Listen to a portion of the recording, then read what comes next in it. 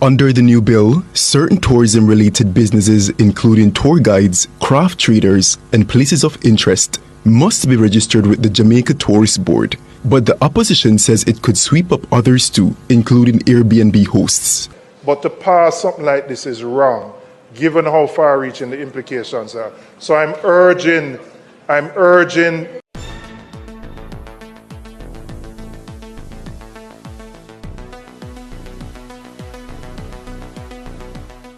Bless up, ABR family and viewers. Welcome back to the channel. It's your girl, Isabel Rose. And in this one, debate in the parliament over a new tourism bill is not sitting well with the opposition, where in this bill it entails sanctions for fines of unregistered tourist accommodators. And so it seems to be going towards the Airbnb. So anybody who does, any form of tourism operations will be targeted in this new bill.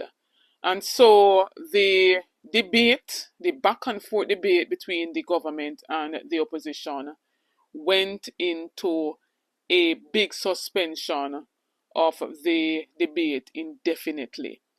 And so greater consultations are needed as the opposition are arguing. Please stay tuned for the details at hand.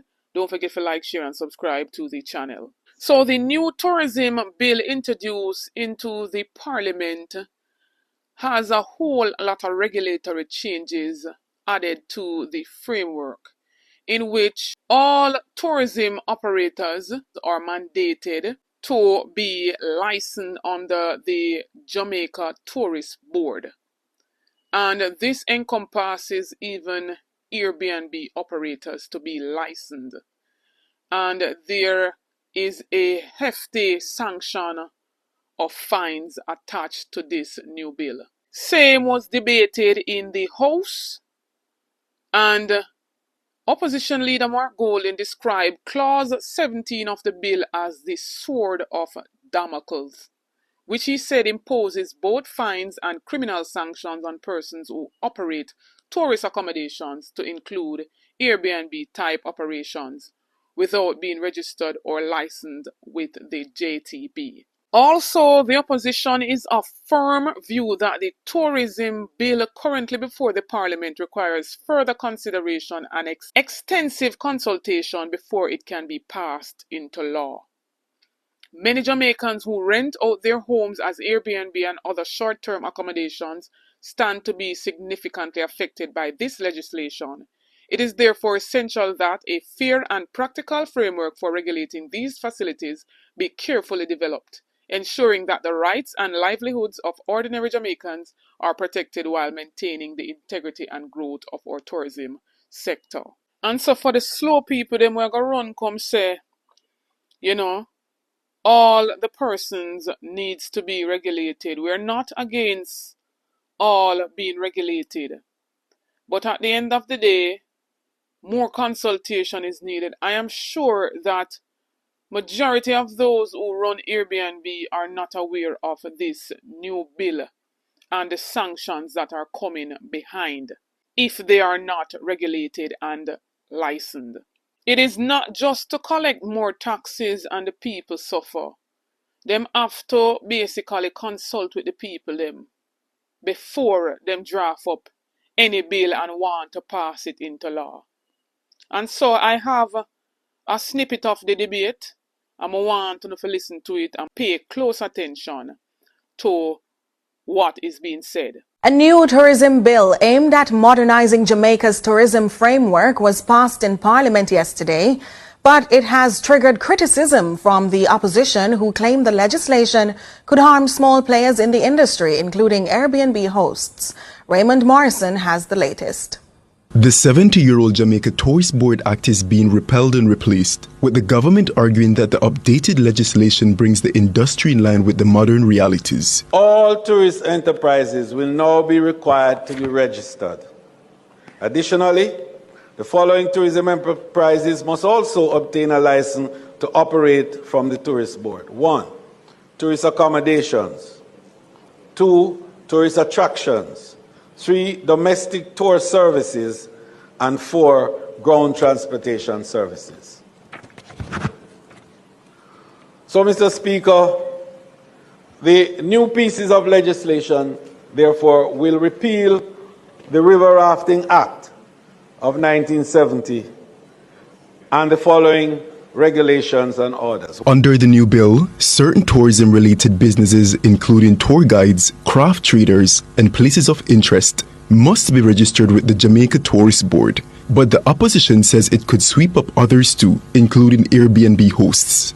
But to pass something like this is wrong, given how far-reaching the implications are. So I'm urging time for the consultation and for those who are being affected. I hear you saying you consult, but may I tell you, me know the majority of people who run Airbnb don't know nothing about this. Or the first time them I hear about this. I could just call it plain. First time them I hear about this. Give it time, don't rush it. Don't create a liability and put people in a... No, you say it's not for Airbnb, but people who are operating what you call domestic tourism, they're caught within it. Opposition leader Mark Golden also accused Tourism Minister Edmund Bartlett of sidelining stakeholders and rushing the passing of the bill. I note the definition of tourism accommodation, and it means any facility or premises offering lodging or sleeping accommodation to any tourist or domestic tourist for hire or reward of any kind, including and it says a villa or an apartment, for example. So clearly, this would encompass what we describe as the Airbnb type accommodation. And certain consequences of matters arise from this, because it is bringing within the scope of this regulatory regime what we know has evolved to be a major part of the tourism industry. But are they ready to be regulated in this way? But Minister Bartlett dismissed the claims, insisting that the bill is not designed to target Airbnb hosts. Focus has been on Airbnb, and it's unfair to say that, simply because Airbnb is not unstructured. Airbnb operates on platforms that are highly structured, for which certain requirements are made, for which they must comply, failing which they will never be on those platforms. So within its own self, there is that regulatory. And the discussions are not about them and rates per se. The discussion is about how do we ensure destination assurance. Minister Bartlett went on to explain that the new legislation marks a step towards greater accountability in structuring the tourism sector. But the opposition insists more consultation is needed. The tourism minister agreed to suspend the debate to allow for a broader consensus. So we see all kind of bills rolling out since of recently. We see them rolling out the JTC bill, where impose hefty fines on the teachers them, and now we're seeing this new tourism bill coming up at the forefront in the parliament. Because based on their actions of basically aborting the whole debate, it seems to me that the opposition are correct in the whole consultation process of this. And so they must say them consult with the people them, and trust and believe when them say one thing, is always the opposite, or it's far from what they say. And so the fact that them basically suspend it, it means that them not do no whole heap of consultation for true. But ABR family and viewers, go ahead and tell me what says you on this. Don't forget to like, share and subscribe to the channel on the road to 30k. Help me to get there. Get this video to at least 6,000 likes. Stay tuned for more videos. Stay tuned for more updates. Big up on yourself.